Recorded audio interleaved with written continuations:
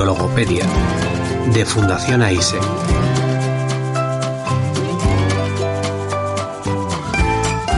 Con Jaime Paniagua.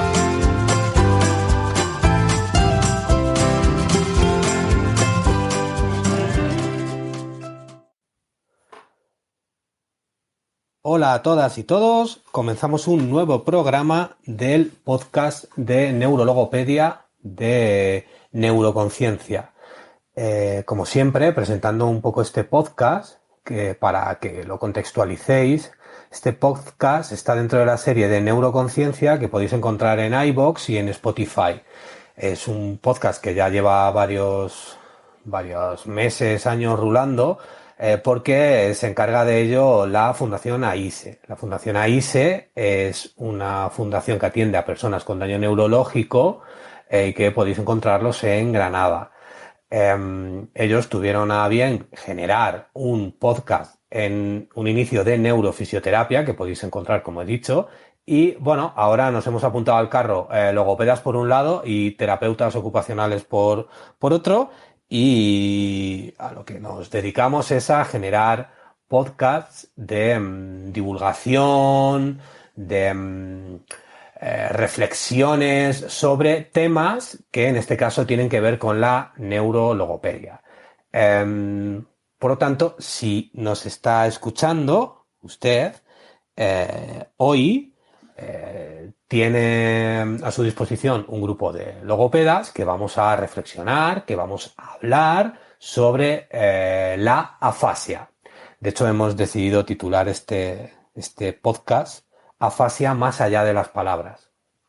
La afasia, además, justo en estos momentos, en estas semanas o incluso en estos meses, ha tenido bastante repercusión, ha sido una palabra que ha sonado bastante porque, bueno, todos hemos conocido la historia de Bruce Willis, que pues hizo una nota de prensa a su familia, pues hablando de que al parecer Bruce Willis, pues por una enfermedad neurodegenerativa, pues tenía afasia. Entonces, pues bueno, la gente empezó a tener contacto con una palabra pues que seguramente no había escuchado nunca, pero claro, desde la neurologopedia es una palabra a la que estamos muy acostumbrados porque precisamente la población neurológica, uno de los signos muy frecuentes que tiene después de un ictus o durante una patología neurodegenerativa, pues precisamente es la afasia. Entonces,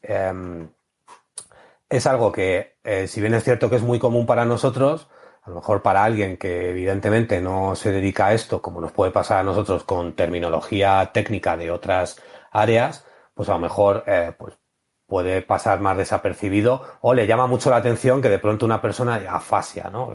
Afasia, ¿qué es eso? Pero la afasia es más común de lo que pensamos, o sea, tiene una prevalencia bastante más alta de lo que pensamos en nuestra sociedad, porque es un signo que es frecuente en personas que han sufrido un ictus o, como decía, en determinadas enfermedades neurodegenerativas, pues es uno de los primeros signos que pueden generar alarma, o incluso en algunas patologías es un signo que se presenta en algún momento dado. Por lo tanto, la palabra afasia es algo que, bien porque lo pueda sufrir una propia persona en sus carnes, por los problemas que he comentado, bien porque lo pueda sufrir alguna persona que conozcamos, al final existe una alta probabilidad de que te puedas encontrar con una persona con afasia en tu día a día, ya no incluso como familiar, como persona quejada, sino incluso pues en tu día a día, en tu trabajo, con alguien con quien, bueno, tengas un intercambio comunicativo. Entonces, bueno, nos parece importante divulgar sobre esto para que la gente pues sepa también un poco cómo podemos ayudar a las personas con afasia, porque yo creo que lo primero siempre es poder reconocer la problemática y de ahí pues poder establecer una serie de ayudas. Para introducir un poco el tema, yo había elegido, siempre me gusta comenzar leyendo alguna lectura o alguna cosa que nos pueda de alguna manera introducir.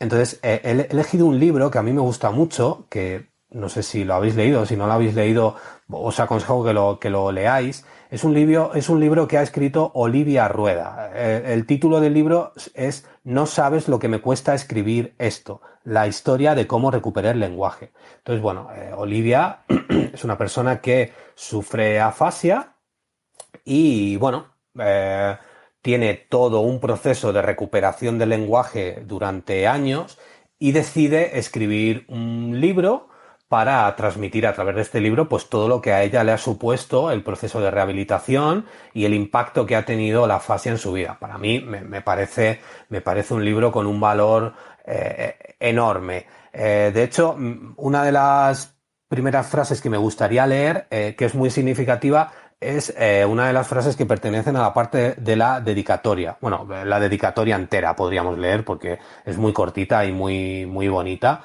que sería: a Martina y Leo, mis hijos, que me desperté gracias a vosotros. A Roberto, que siguió hablándome cuando yo no podía contestar y con quien espero no parar de discutir nunca. Y esa frase a mí, yo cuando abrí el libro y la leí, me gustó mucho porque dice mucho de una de las cosas que deberíamos hablar hoy.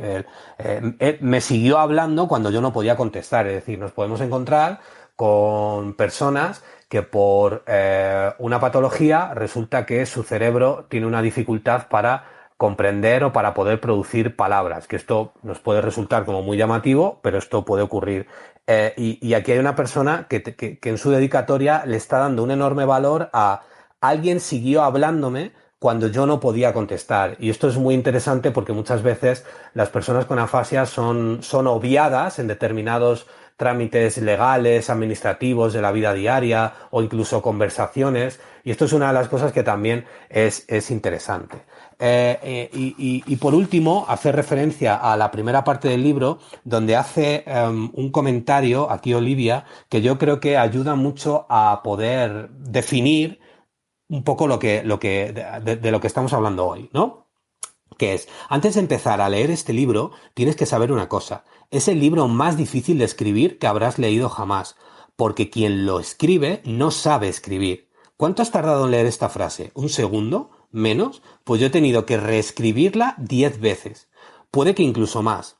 No porque me considere una perfeccionista, sino porque las palabras tardan en aparecer en mi mente, y me cuesta muchísimo escribirlas. Me perdonará el lector que no haya ninguna frase con 3 subordinadas ni sofisticadas descripciones, pero es lo que hay. Hace 7 años tuve un ataque de epilepsia. Me operaron varias veces. En la tercera operación tuve un derrame, un ictus. La cosa se puso fea. Desperté sin poder expresarme con palabras y tuve que aprender a hablar y a escribir de nuevo, lo que viene siendo una putada de proporciones siderales. Hablar es muy difícil. Explicar por qué no puedes hacerlo lo es todavía más. Esta parte de, bueno, no nos vamos a poner a leer el libro entero porque es que os aconsejo que lo leáis. Creo que define muy bien lo que estamos hablando. Es decir, una persona con afasia es una persona que de pronto su cerebro tiene dificultades para manejar las palabras, para manejar el material verbal. Sobre esto podemos introducir más acerca de la cognición a la hora de hablar. Pero es interesante el hecho de que una persona de pronto necesita concentrarse muchísimo más para poder producir palabras o incluso concentrarse muchísimo más para poder entender. Yo muchas veces me gusta poner el ejemplo de cuando estamos haciendo un aprendizaje de un idioma, pero a mí me gusta incidir en aprender un idioma que para nosotros es desconocido. Es decir, no es lo mismo aprender inglés, que nos puede costar más o menos, pero es un idioma que en cierto modo se nos introduce socialmente, culturalmente de alguna manera, a aprender otros idiomas que a lo mejor son más desconocidos para nosotros, como puede ser algún japonés, chino, ¿no? Donde a lo mejor hemos tenido menos contacto con ese idioma. Si nosotros nos pusiéramos a hablar con personas que manejan otro idioma diferente al nuestro y que es bastante desconocido, en cuanto en tanto sea difícil, sea más desconocido para nosotros ese idioma, nos va a costar más captar lo que la persona nos está diciendo y vamos a tener que estar más atento a otras señales como gestos, como palabras y Y la otra persona nos va a tener que dar tiempo, ¿no? Nos va a tener que dar tiempo para que nosotros podamos producir a lo mejor palabras sueltas, ¿no? Entonces nos podemos encontrar con que nuestro cerebro pues no está preparado para poder comunicarse en un sistema lingüístico específico, porque estamos en una zona geográfica distinta a la nuestra, en la que no contábamos que íbamos a estar, ¿no? De hecho, hay un cuento muy bonito que también os invito a que leáis, que es Viaje a Holanda, que es como, bueno, narra cómo unas personas se habían preparado para hacer un viaje a un país, a Holanda, habían estudiado todo eso y de pronto aparecen en Francia, donde se habla un idioma distinto. Entonces, esto puede ocurrir cuando una persona de pronto tiene afasia, ¿no? Ella o él estaban manejando un tipo de comunicación y de pronto despiertan o de pronto ven que están en una condición en la que tienen que enfrentarse a un sistema lingüístico diferente. Entonces, podemos encontrarnos, pues como describía Olivia, necesito concentrarme más. Esto para usted ha supuesto cuánto, un segundo leer una frase. Yo la he tenido que pensar 10 veces, me cuesta hacer frases largas. Entonces nos podemos encontrar con una persona que tiene afasia y que dentro de la afasia nos podemos encontrar diferentes perfiles de todo tipo. Entonces, para mí, la persona con afasia, aparte de definir como una dificultad para poder producir o comprender palabras, creo que se tengan en cuenta aspectos que pueden ir un poquito más allá de las palabras a los que vamos a tener que tomar en cuenta, porque las definiciones de las patologías muchas veces no solo las tenemos que hacer desde aquello que está afectado, sino también desde donde puede haber muletas en las que nos podemos apoyar, ¿no? Entonces,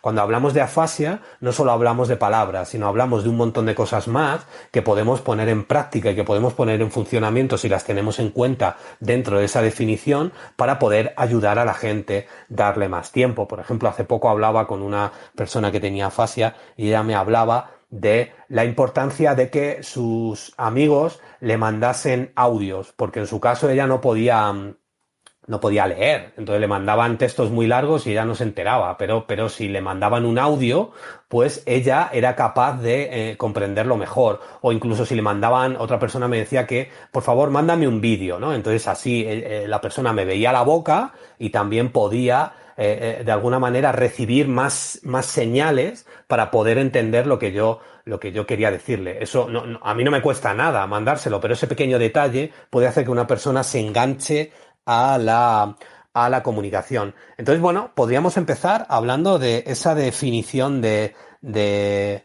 afasia, que yo os he intentado aportar un poquito pues desde lo que yo conozco en mi día a día con las personas con afasia. Añadiendo por último que hoy, por ejemplo, estaba hablando, hoy al inicio cuando he entrado le decía a Juan que hoy además había estado con un montón de personas que tenían afasia. Digo, mira, vengo con la afasia muy dentro de mí y con una persona y su mujer les estaba comentando, oye, mira, pues vamos a grabar un podcast y tal. Y la persona, por ejemplo, me decía que ella no quería hablar solo, pues sería interesante no hablar solo desde lo negativo y desde los problemas que tenemos, sino de cómo podemos hacer un montón de cosas si la gente nos lo facilita. Es decir, a mí no me gustaría, ella me decía, a mí no me gustaría o no me gustaría participar y decir, oye, pues es que no puedo hablar, no puedo hacer esto, no puedo hacer lo otro. Yo ya soy muy consciente de todo lo que no puedo hacer, pero estaría genial que hablaseis de todo lo positivo que sí se puede hacer para que yo pues lo tenga más fácil para hablar, que no me hablen 7 personas a la vez, que me den tiempo para contestar. Hoy, con todas las personas que tienen afasia que he comentado esto, todos coincidían en lo mismo. Dame más tiempo, facilítame la comunicación, intenta a lo mejor dejarme, no sé, dámelo por escrito, o déjame que intente escribir, o mándame un audio. Al final, cada persona tiene una vía de comunicación que podemos rápidamente entender y podemos ayudarle para que se comunique mejor. Ana, ¿tú aportarías algo a lo que a lo que yo he comentado? Bueno, estaba un poco escuchándote, ¿no? Buenas tardes, por el tema de estos apoyos, ¿no? Y ayudas para la comunicación. Eh, un poco comentar que realmente sí que los familiares suelen estar un poco más concienciados de lo que está pasando, de estas pautas que tienen que hacer, ¿no? Que igual pues tienen que darle tiempo. Yo en el día a día me encuentro muchos pacientes que me dicen pues que tienen muchas dificultades incluso en casa, y al final es como pararles y decirles, bueno, pero tu familia sabe lo que te pasa, sabe que tiene que esperar, sabe que tiene que darte un tiempo, sabe que es mejor si te lo hace por escrito, dependiendo de cada uno. Pero claro, al final se queda un poco dentro de ese núcleo familiar, ¿no? Quiero decir, este programa está muy bien y creo que es muy positivo para que la gente entienda que cuando se encuentra con una persona con afasia, bueno, pues es una cosa que está ahí, que es real y que tienen que modificar un poco su forma de comunicarse. Obviamente tampoco vas a estar ahí dando pautas a la, no, tienes que hacerle esto, tienes que tal, pero por lo menos como esa sensación inicial de vale, sé que estoy delante de alguien que seguramente necesitará que le haga algo diferente para que me entienda, simplemente un gesto, una mirada, que tiene que esperar un tiempo. Entonces creo que es positivo que globalmente la sociedad entienda un poco estas pautas para que puedan ayudarse, ¿no? Que haya una conciencia social sobre la fascia y que bueno, de alguna forma puedan ayudar, ¿no? Por todo lo que estabas comentando, para que al final puedan comunicarse y puedan participar, ¿no? Y puedan ofrecer tantas cosas que pueden, pero están muy limitados, porque no, claro, no tienen las herramientas suficientes. Entonces, desde nuestra parte, pues divulgar, que se conozca y que bueno, pues que la gente pueda tener como esas mínimas herramientas básicas para poder colaborar, ¿no? Y poder conversar con una persona con afasia. Hay gente que yo escuchaba en los medios estos días, porque yo he escuchado de todo.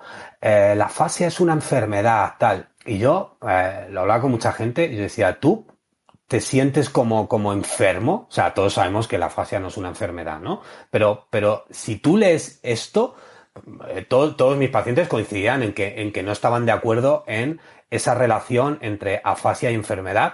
Sí que es cierto que hay enfermedades que producen afasia, ¿no? Que es distinto, ¿no? La afasia como consecuencia de una enfermedad. Pero en todos los casos coincidíamos en que podíamos inventarnos, evidentemente podemos inventarnos tantas definiciones como personas, pero podríamos hablar de la afasia como una condición en la que una persona se ve envuelta en un momento dado y esa condición le restringe en su funcionamiento como persona en la vida diaria. Dentro de ese funcionamiento se van a ver muy involucradas las actividades de la vida diaria que impliquen manejo de material verbal de alguna forma u otra. Y luego cuando nos ponemos a analizar esas actividades de la vida diaria, efectivamente ves que hay procesos específicamente o bien puramente lingüísticos o bien procesos que combinan otros procesos cognitivos y que de forma combinada facilitan que una persona se comunique. Entonces, al final, nosotros como logopedas muchas veces evaluamos esos procesos y sabemos muy bien decir a la persona, pues mira, tú estás dentro de este perfil afásico por esto, por esto y por esto, y tu problema es la discriminación auditiva, tu problema es el bucle fonológico, tu problema es X.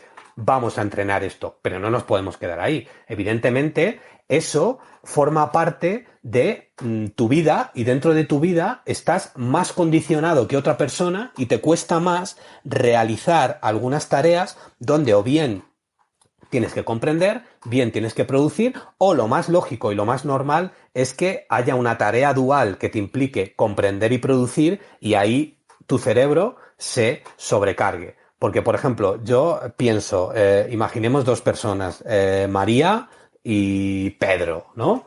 María viene de trabajar, María es, no sé, diseñadora gráfica, lleva años haciendo diseño gráfico, trabaja para una empresa, tiene planes, está haciendo planes con su familia porque se van a ir de vacaciones a Benicarló, pero de pronto María sufre un ictus, o un evento neurológico cual sea, y de pronto ese evento hace que se vean alteradas unas redes neurológicas que están implicadas en procesos verbales. Entonces, de pronto, pues cuando esta chica abre los ojos, pues en el hospital nota que algo falla, algo está fallando, ¿no? Entonces, no hay una enfermedad llamada afasia, es decir, hay un signo que es la fascia, que normalmente viene combinado con otro tipo de signos, que eso también es importante. Muchas veces es importante atender o intentar dar respuesta o ofrecer ayuda a la persona con afasia en otras áreas motóricas, emocionales o de otros procesos cognitivos, porque ya sabemos que el cerebro funciona con redes y se pueden ver alteradas otras funciones, ¿no? Entonces, de pronto, pues esta chica tenía planes en su vida y de pronto se ve condicionada porque, claro, todos los planes en los que ella toma decisiones, puede hablar, puede comprender, se pueden ver alterados en mayor o menor medida, porque luego habrá que ver el cuadro, la afectación de cada una. Y por otro lado teníamos a Juan, que Juan está haciendo su vida igual, podríamos decir que es arquitecto, ¿no?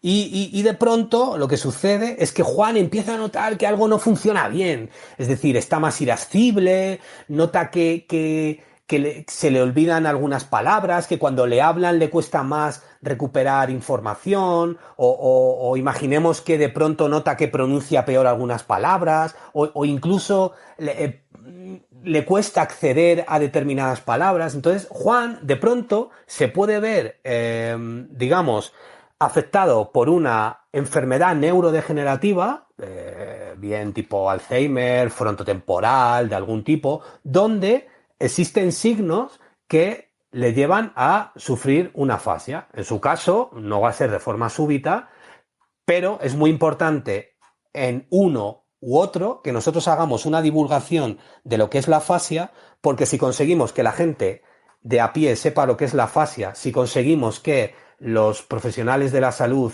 sepan lo que es la afasia, tanto a María como a Juan se le van a poner en práctica unas herramientas de screening para poder detectar antes si tienen un problema, qué tipo de problema tienen y cuál es la ayuda. Y lo lógico es que nosotros como logopedas, aparte de hacer esa prevención, podamos de alguna manera recibir a esos pacientes lo antes posible para poder ayudarles en esos procesos, en ayuda también del equipo transdisciplinar, porque esto al final va a afectar a más cosas, para que la persona vuelva a recuperar su vida y sea capaz de tomar decisiones lo antes posible. Entonces, al final, la afasia puede ser una condición que tiene en cuenta muchas cosas. Es decir, no solo se me olvidan las palabras, no solo me cuesta decir algunas palabras, no solo me cuesta comprender, sino que una persona en su vida diaria, pues a lo mejor deja de participar, deja de salir, porque no puede ir a hacer algo tan sencillo como nos parece, no sé, hacer la compra, coger un autobús, llamar por teléfono a un colega, ¿no? Entonces, dentro del día a día, la persona con afasia tiene problemas que van más allá de los problemas con las propias palabras, que son problemas, pues, en cosas que a lo mejor, si alguien nos está escuchando y no pertenece al ramo de lo sanitario o incluso no suele trabajar con pacientes aunque sea logopeda y tal, a lo mejor no lo tiene tan en la mente el decir, bueno, es que de pronto una persona, pues oye, no puede participar en su día a día, ¿no? Entonces, de pronto no puede llamar por teléfono, no puede usar el WhatsApp, ¿no? Entonces, esto es interesante. Entonces, por ejemplo, ahora que tenemos aquí además también a Javier, me gustaría decir, hablar, ¿qué os parecería si hablásemos de herramientas o formas? Si sería interesante contar con herramientas de screening, ¿no? Porque esto lo hacemos mucho en disfagia, ¿no? Ya cada vez lo tenemos más claro, pero a lo mejor en la afasia no lo tenemos tan claro, ¿no? Herramientas de screening para poder detectar la afasia. No sé si os parecerían que serían útiles, no serían útiles.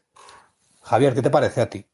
O Ana, ¿qué te parece a ti, Ana, el tema de las herramientas de screening?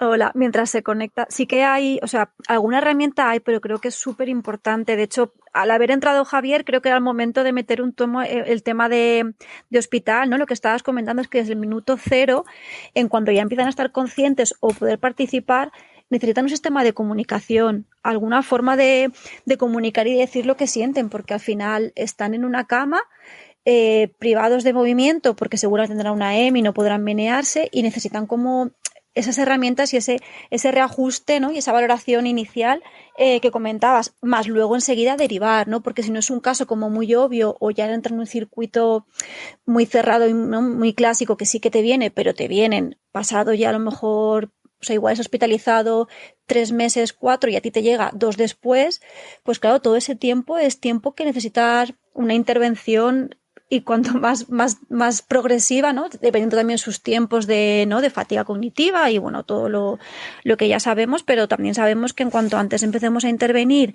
de una forma intensiva y continua, pues es mejor recuperar todas las facultades y que vuelvan lo máximo posible a, ¿no?, a encauzar dentro de lo que puedan su vida. Quería destacar un poco también lo que comentabas, ¿no? Porque al final estamos hablando mucho de los pacientes que no pueden comunicar, pero claro, hay muchos que realmente ni siquiera entienden lo que le estás diciendo. O sea, es como si hablaras en chino. Entonces, creo que esa es una parte de la afasia también muy dura. Las dos son duras, ¿no? O sea, el de repente privarte de poder decir lo que quieras y, bueno, esas típicas expresiones que intentan comentarte algo y se quedan como, déjalo, déjalo, con la mirada, y es de, no quiero dejarlo. O sea, intentar buscar esas herramientas, ¿no?, para ayudar hasta que ves que llegar a un consenso entre vamos a seguir buscando tus palabras, pero también está la parte de las personas que por más que les hables no comprenden, y ahí tienes que buscar esas herramientas que igual es posible, ¿no? Lo que comentabas, depende de la ruta que esté bien, pues igual de forma visual sí que pueden comprender algo, o de forma leyendo, ¿no? Pero que no es solo el no poder decir, sino el vivir como en un mundo en el que te dicen cosas y pones cara de no sé de qué me estás hablando, ¿no? Incluso a veces les cuesta entender gestos en los casos más graves. Entonces, bueno, un poco, no, también enfatizar esta parte de la afasia, que al final, bueno, es un mundo súper amplio y los que lo viven son los que realmente lo saben, los que trabajamos con ellos intentamos seguir y ayudar en todo lo que podemos, pero al final el que lo está viviendo es la persona. Y luego comentarte un poco, no sé, por lo que comentabas, me estoy yendo un poco, pero no quería dejarlo de afasia como enfermedad, que hace un tiempo vi de Hola, ¿qué tal afasia?, ¿no?, de Lu, hizo como un experimento en el que salía con un cartel, además en mitad de la pandemia, en el que ponía, tengo afasia. Y bueno, era increíble la relación de la gente, o sea, las reacciones de cómo se apartaban, en plan de, tiene afasia, o sea, será contagioso, ¿no? Un poco volviendo a lo de antes, y como lo has comentado, me apetecía un poco comentarlo. Pero bueno, seguimos con el screening, que sí que hace falta herramientas para valorarlo antes posible y enseguida empezar con el tratamiento. Dejo a ver No, si alguien más quiere. aquí hace falta todo, ¿eh? O sea, que todo lo que has dicho es muy valioso. Además, si buscáis, igual que os recomendaba el vídeo de el libro de Olivia Rueda, os recomiendo el vídeo en YouTube, el canal de Lu Vives, de Hola, ¿qué tal afasia?, donde ahí vais a ver un canal de una asociación que ha creado Lu para divulgación de la afasia. Entonces, o sea, todo lo que has dicho me parece súper valioso. Yo lo que decía de los screening es que yo siempre digo que los screening son procedimientos que no cuestan dinero, que son rápidos, que son baratos y que ayudarían a tomar más conciencia de que tanto en entorno hospitalario como en entorno clínico de evaluación como en entorno sociosanitario podemos detectar que una persona tiene un problema y rápidamente pues recomendarle, oye, mira, pues ¿por qué no vas a esta persona a que te haga una evaluación más exhaustiva, ¿no? O sea, que estamos hablando de screening muy sencillos. Por ejemplo, mira, existe podéis encontrar un artículo que se llama, os digo el título, además os digo el título en castellano porque el artículo está en castellano, que es Desarrollo y validación de una batería corta de evaluación de la afasia, bedside de lenguaje. Es decir, esto sería una evaluación de cabecera de lenguaje, utilizado en un centro de rehabilitación, ¿no? Entonces, bueno, luego ya nos podríamos desgranar más el artículo acerca de las propiedades psicométricas, de si es más o menos válido, pero para que os hagáis una idea, esto es una prueba, para que os hagáis una idea de en qué puede consistir un screening, ¿no?, de una afasia. Pues un screening sería un procedimiento donde proponemos una serie de tareas a una persona que creemos que puede estar en riesgo de tener afasia y que necesitamos detectar que puede estar en riesgo. Y, por ejemplo, en este caso, esta prueba estaría basada en 5 dominios. Lenguaje espontáneo, es decir, ¿en qué consiste el lenguaje espontáneo? Pues en preguntarle su nombre, su dirección, y normalmente las tareas de lenguaje espontáneo las basamos en una descripción de una lámina. Incluso hay procedimientos donde simplemente con una descripción de una lámina tardaríamos 5 minutos y sería tan sencillo como que el facultativo en cuestión, si, bueno, esa persona no ha llegado a un logopeda todavía, se dé cuenta de que algo falla ahí. De hecho, existe una lámina, saliéndome un poco de este bedside, tenéis la lámina del picnic, que es muy típica, que es un dibujo con gente tomando picnic, que está muy cargada de muchos objetos, o incluso la lámina del robo de las galletas. Un segundo dominio sería la comprensión, donde se hacen preguntas de sí y no y luego preguntas de comprensión de complejidad más dificultosa, ¿no? Repetición. La repetición es otra de los dominios que utilizamos mucho en los screening o incluso luego en evaluación de procesos de afasia para poder ver en qué cuadro clínico se encuentra la persona. La escritura y la lectura. Entonces, por ejemplo, en este caso, esta rápida batería de bedside que permite una puntuación de 25 puntos y que nos permite relacionar puntuaciones de cada dominio más o menos con una normalidad, ¿vale? Tiene como un punto de corte para cada dominio, pues simplemente nos podría valer para decir, oye, mira, esta persona yo creo que tiene afasia, ¿por qué no le evaluáis de forma exhaustiva? Y a lo mejor evalúas de forma exhaustiva y resulta que no es una afasia específicamente y que el problema cognitivo es otro, ¿no? También otra segunda batería de screening que os quería recomendar y que es muy típica es el MAST, M-A-S-T, que es el test de Mississippi, que además está traducido al castellano, y este test ya nos permite, es un poco más larguito, ¿vale? Roza ya lo que serían las pruebas de screening, y aquí ya conseguimos 100 puntos, ¿no? Y aquí pues lo que tenemos es lo mismo, lenguaje espontáneo, el habla automática, por ejemplo, donde también el lenguaje automático es importante evaluarlo también, porque además es un factor pronóstico dentro de las afasias, la repetición, respuestas de sí y no, y a mí esta prueba me gusta porque aparte de un screening, al equipo que evalúa o los cuidadores ya les ofrece alguna idea sobre qué vías de comprensión o de producción puede tener la persona, y si tarda en llegar un poco la evaluación más exhaustiva, la persona por lo menos ya se le va afiliando un poquito más. Los screenings son importantes, ¿vale? Los screenings son importantes porque nos permiten detectar a población que pueden estar en un riesgo, ¿vale? Entonces, si nos acostumbráramos a tener estos screening, pero no solo para detectar a gente que post-ictus, digas, hombre, pues esta persona ha tenido un ictus en esta zona, y la gente que suele tener ictus en esta zona suele tener problemas de lenguaje, además tenemos la sospecha de que algo ocurre, ¿no? Vamos a pasar esta prueba, ¿no? También los screening son importantes cuando una persona en situación de normalidad nos empieza a decir que, oye, yo tengo problemas, ¿no? Por ejemplo, ahí hay una prueba muy interesante que son las pruebas de fluidez. Ahí, por ejemplo, tenemos el FAST test. El FAST test es una prueba en la que la persona tiene que decir todas las palabras, tiene un minuto para decir todas las palabras posibles a través de una pista fonética o de una pista semántica. Es importante decir que el FAST test es importante que lo pasen, yo desde mi punto de vista, por lo menos para determinar aspectos diagnósticos, evaluadores entrenados, porque es una prueba que tiene en cuenta más cosas, aparte del lenguaje, porque la persona pues tiene que tener en la cabeza una serie de órdenes, porque no puede decir nombres propios, no puede decir palabras derivadas, entonces tiene que recordar una serie de cosas a la vez que tiene que evocar palabras, ¿no? Entonces, pero de alguna manera tenemos normativas en cuanto a fluidez verbal que nos pueden orientar en cuanto a que una persona, pues oye, pueda estar entrando en un cuadro de tener dificultades para acceder al léxico, o que veamos que tiene más problema en una vertiente fonética o fonológica que en una vertiente semántica. Entonces no se nos tiene que olvidar que también tenemos que contar con herramientas de screening, ¿vale? no solo para personas que tienen ictus, sino también para personas pues que de alguna manera tienen una situación de normalidad. Entonces, hablábamos de bedside en situación hospitalaria, necesidad de bedside en situación hospitalaria, pero de consulta neurológica de que pueden aparecer problemas. Javier, tú en el No sé si hospital me oye. tenéis algo... Se te oye perfectamente. Ah, ¿Tenéis bueno. alguna herramienta así de screening?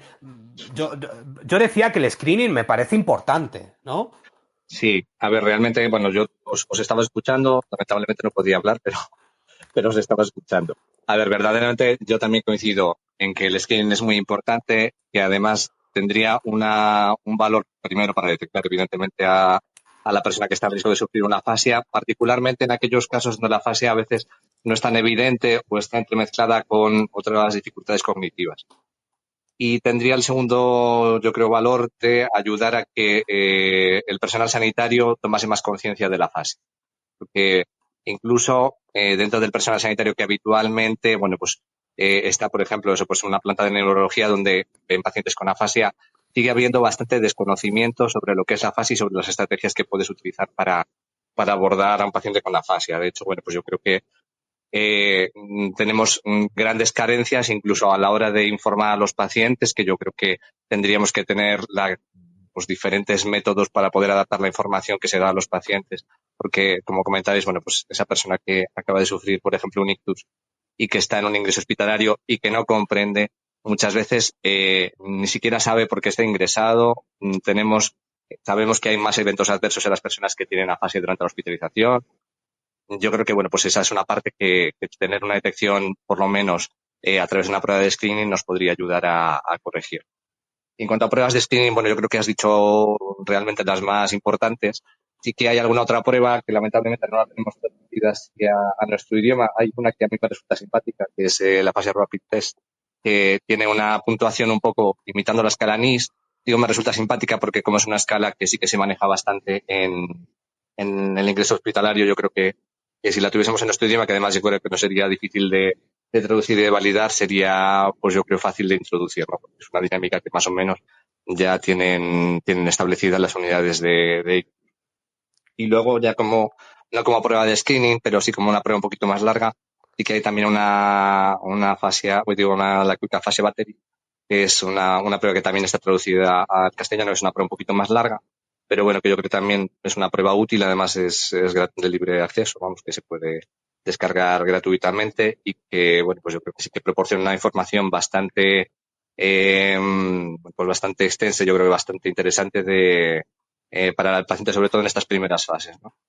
Que además, bueno, pues sí que puede variar bastante el perfil de afasia en esos primeros momentos del ingreso hospitalario.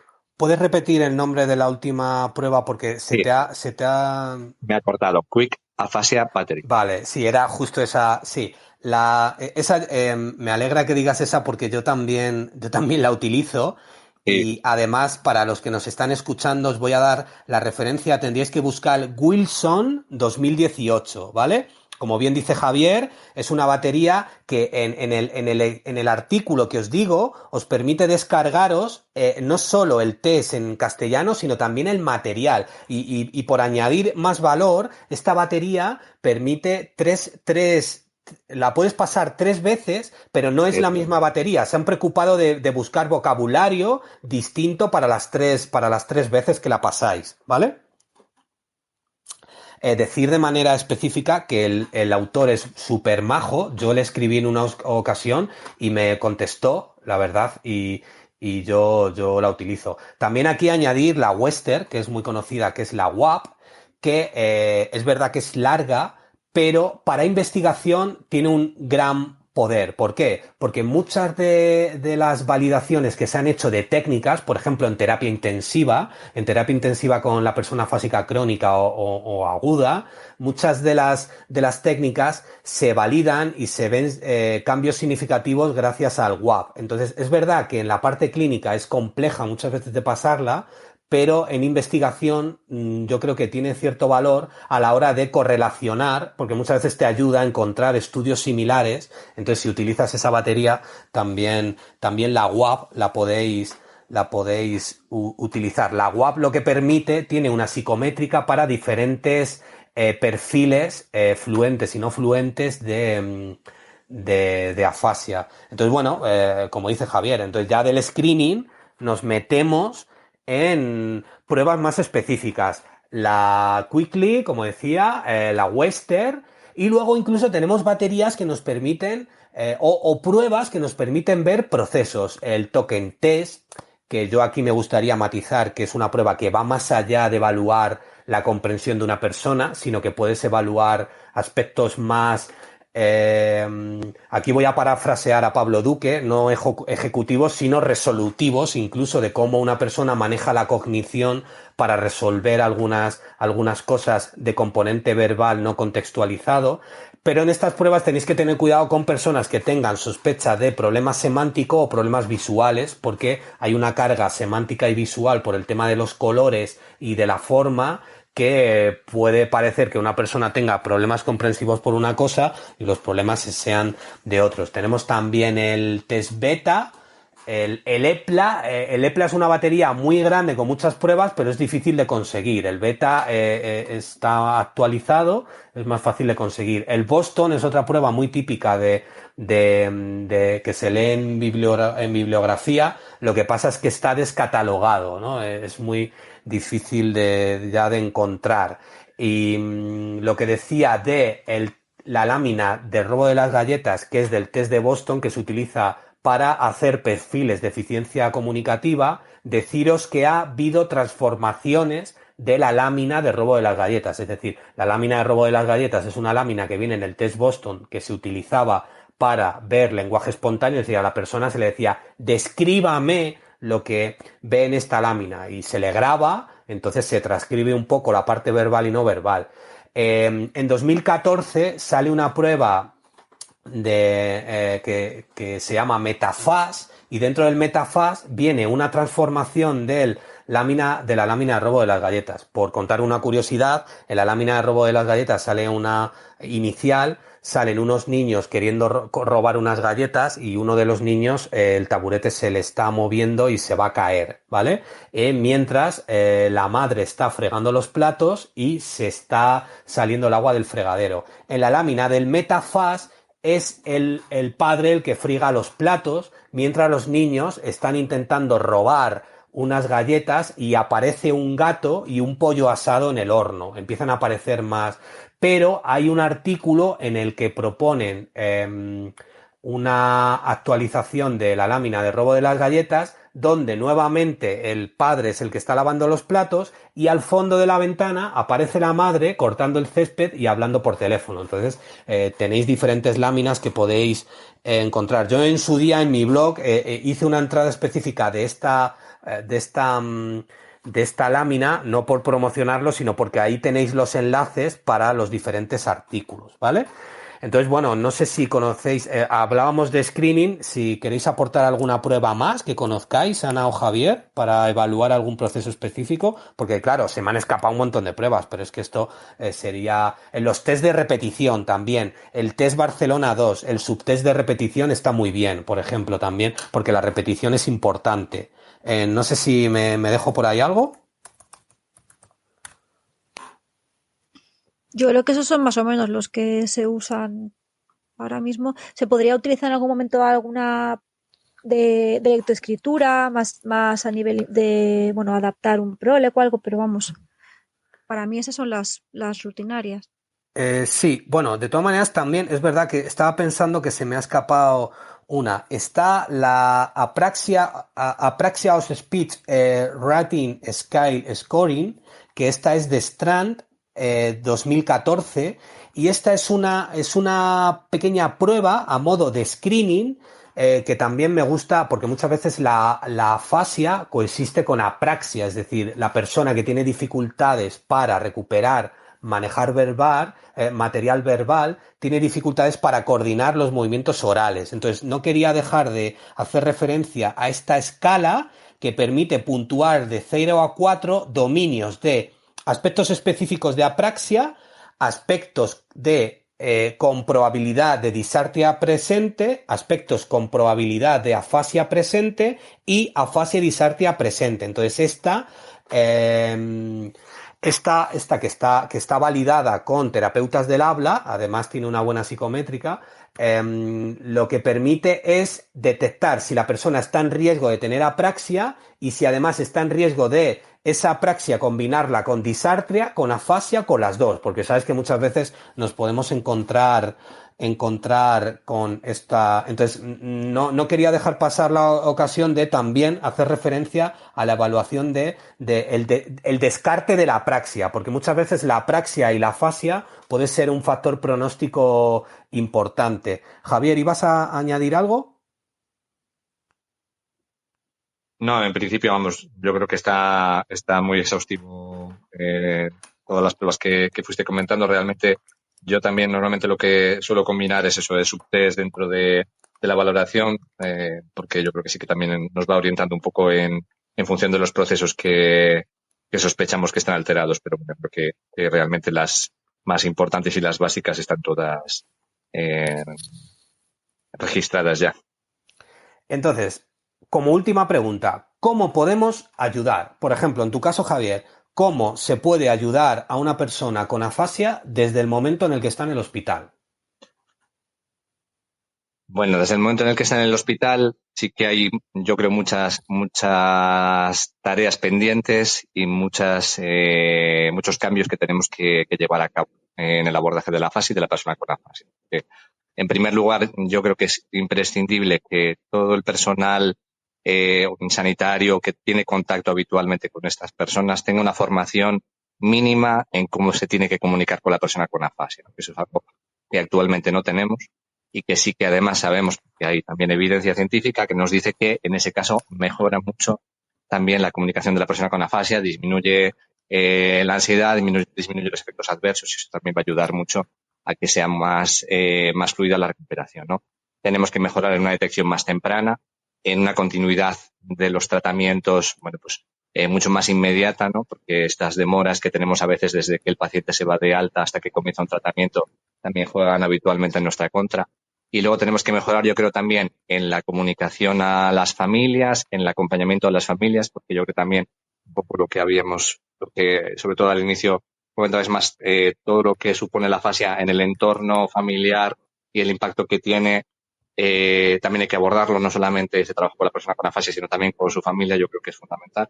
Y que ese primer momento también a veces es un momento donde podemos de alguna manera también ya ir orientando a la familia, que no se vean tan perdidos, que no vean la afasia como algo tan desconocido que muchas veces pues se va para casa la familia teniendo muy pocas nociones de qué es lo que le pasa a su familiar y qué pueden hacer para ayudar.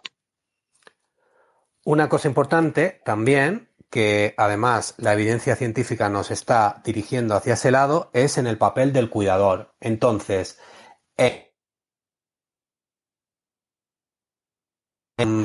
al papel del cuidador como acompañamiento, como tú decías. Entonces, ¿cómo podemos ayudar? Lo que nos está empezando a arrojar las últimas evidencias científicas son que también, aparte de, como tú bien decías, Javier, nos tenemos que comunicar mejor con las familias, lo que se está proponiendo es pequeñas pruebas de evaluación de capacidades de el cuidador principal de la persona con afasia. ¿Qué quiere decir esto? Pues que contamos ya con herramientas que permiten que yo me siente con el cuidador principal y le haga una serie de preguntas a la hora de que él me cuente. Por ejemplo, en estos screening se suele preguntar, pues, qué sabe la persona de la afasia, qué significa la afasia para ellos, qué impacto ha tenido en su vida, cómo se comunican con la persona. Entonces, hay una serie de ítems. De hecho, hay unos ítems que están más relacionados con facilitadores y otros con barreras. Es decir, si hay un ítem que salta como que en ese ítem se detecta que hay un problema y vemos que ese problema puede ser una barrera, por ejemplo, salta que la persona no sabe lo que es una afasia. Eso puede ser una barrera, ¿no? Entonces, nosotros dentro del tratamiento, aparte de hacer terapia específica de lenguaje, tendremos que reservar una parte para poder apoyar al cuidador y explicarle lo que es una afasia. Resulta que el cuidador hay otro ítem en el tiempo que se da a una persona para que conteste. Si el cuidador ahí puntúa, eso sería un facilitador. Por lo tanto, eso lo podemos utilizar dentro de nuestra parte de tratamiento dirigido más a la conversación o la comunicación. Entonces, una de las cosas que arroja la evidencia científica es hay que atender al cuidador, hay que evaluar sus capacidades, sus barreras y sus facilitadores. Y esa información que obtenemos de la evaluación la tenemos que utilizar en el tratamiento. Entonces, ¿cómo podemos ayudar? También evaluando al cuidador para saber exactamente en qué le tenemos que ayudar y cómo puede formar parte del tratamiento. Entonces, ¿qué nos dice la ciencia? Mejorar e implementar los screening, una mayor conciencia del personal sanitario que acompaña a la persona con afasia, una mayor rapidez en los tratamientos, una mejor comunicación con las familias, una atención al cuidador, y otra de las cosas que nos va diciendo la ciencia es que parece ser que las terapias intensivas están ofreciendo un mejor resultado, incluso con mejores resultados en pacientes crónicos, ¿vale? Aunque con el paciente agudo, que estaba menos estudiado, había menor evidencia por eso, y ya se está empezando a ver que al paciente agudo hay que atenderle de otra manera, seguramente, pero también se le puede atender de forma intensiva. Por lo tanto, una terapia más intensiva sería también otra de hacia donde nos está llevando la ciencia. También la terapia más participativa, es decir, el paciente tiene que decidir o tomar parte dentro de las tareas, los objetivos que le proponemos, tiene que estar motivado, ¿vale? Entonces, eso es otra de las cosas en cómo podemos ayudar en este aspecto.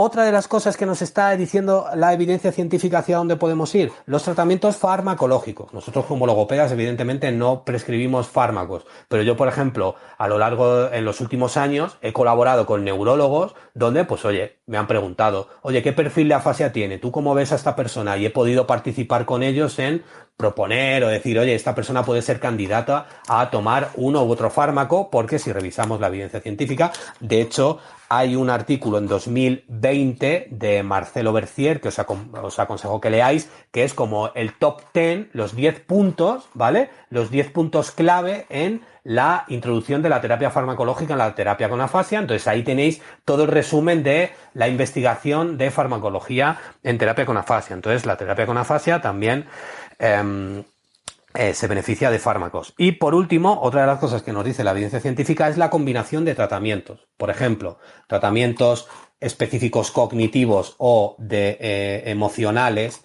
van a ser necesarios. Por ejemplo, lo de las emociones es muy interesante porque sabemos que perfiles de lesiones más anteriores suelen estar relacionados con una mayor apatía o riesgo de sufrir más depresión, y perfiles más posteriores muchas veces están relacionados con una mayor desinhibición o una falta de control de impulsos, por ejemplo. Entonces eso es importante también atenderlo. También otra de las cosas que se está empezando a ver, que la terapia motórica, el ejercicio aeróbico previo a la terapia de denominación en afásicos no fluentes, tiene un beneficio extra, es decir, que la persona haga ejercicio aeróbico aconsejado por su terapeuta de referencia para antes del tratamiento de denominación o fonológico que sea en tratamiento de una afasia no fluente, parece ser que potencia los resultados cuando ese ejercicio aeróbico pues no se hace. Entonces, la combinatoria o la interdisciplinariedad es otra de las cosas a las que nos lleva la evidencia científica, ¿vale? Y no sé si Ana quiere añadir algo. Nada, al final creo que lo habéis dicho todo y lo has resumido estupendamente, como siempre. Nada, yo creo que la clave es eso. Al final, con todo lo que has dicho, apoyar, trabajar y centrarnos en cada persona de una forma intensiva, en su entorno, en las personas que la acompañan, porque al final el cuidado es la persona que está más tiempo, y realmente es muy, muy interesante lo que comentas, ¿no? De esta escala, para poder verificar, porque todo el mundo no está preparado para acompañar en estos procesos tan delicados. Y bueno, pues todo lo que habéis dicho, que fenomenal, me he apuntado muchas cosas, ¿eh? Dime una frase de conclusión. Una frase.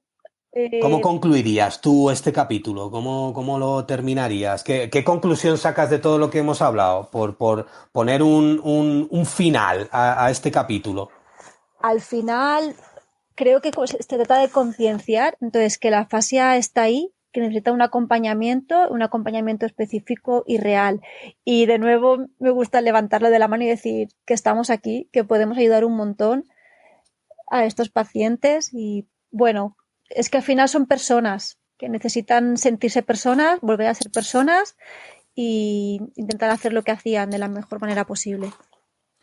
Por añadir a lo que decías que estabas apuntando, la referencia a la escala, bueno, no es una escala, a la propuesta de validación de capacidades de una persona que pasa mucho tiempo con una persona con afasia, tendríais que buscar a Turner 2006, ¿vale? Y ahí hablan un poco de las percepciones del clínico a candidatos, tenéis que buscar candidatos de conversación, ¿vale? En el entrenamiento de la persona con afasia. Turner 2006. Javier, ¿se te ocurre a ti una frase o algo para cerrar un poco, una petición, algo? Bueno, yo creo que Ana ha dicho una frase estupenda. Para finalizar, yo creo que un poco también lo que se infiere es que la persona con afasia tiene que ser un poco el centro a partir del cual nosotros como terapeutas también ayudemos un poco a que esa persona desarrolle al máximo sus capacidades, a acompañar también eso a sus interlocutores habituales para facilitar a esa persona con afasia el que tenga ese apoyo comunicativo estable.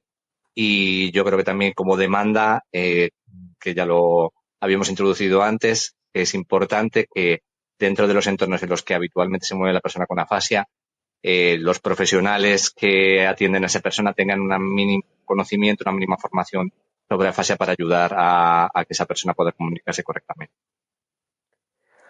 Pues además, a mí me gustaría concluir con efectivamente ese mensaje de, oye, estamos aquí, os podemos ayudar, y que me gustaría además invitar a todos los profesionales que tratan a personas con afasia a que salgan de sus... Hombre, desde el hospital es mucho más complicado, pero también de alguna manera, el que hace a lo mejor una intervención más ambulatoria, que salga de allí y que vaya a la vida de la persona a intentar evaluar y verificar las pautas que se dan y revisar esas pautas cuando ve funcionando a esa persona en su vida diaria, es decir, vamos más al entorno, y que incluso muchas veces desde el hospital se puede recabar más información de cómo esa persona se va a encontrar su vida y qué cosas se pueden facilitar para que cuando se encuentre su vida participe lo máximo posible. Entonces, a mí me gustaría concluir diciendo que vamos a dar más soluciones a las personas con afasia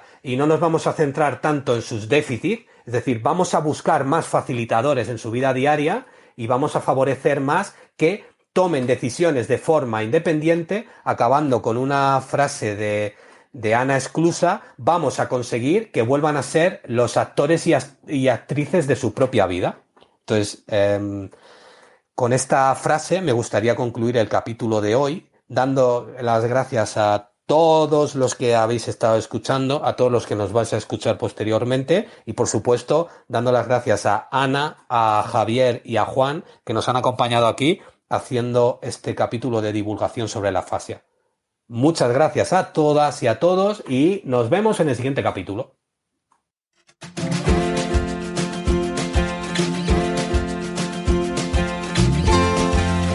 Esperamos que os haya gustado este episodio. No dejes de seguirnos y de participar. Nos vemos en el siguiente.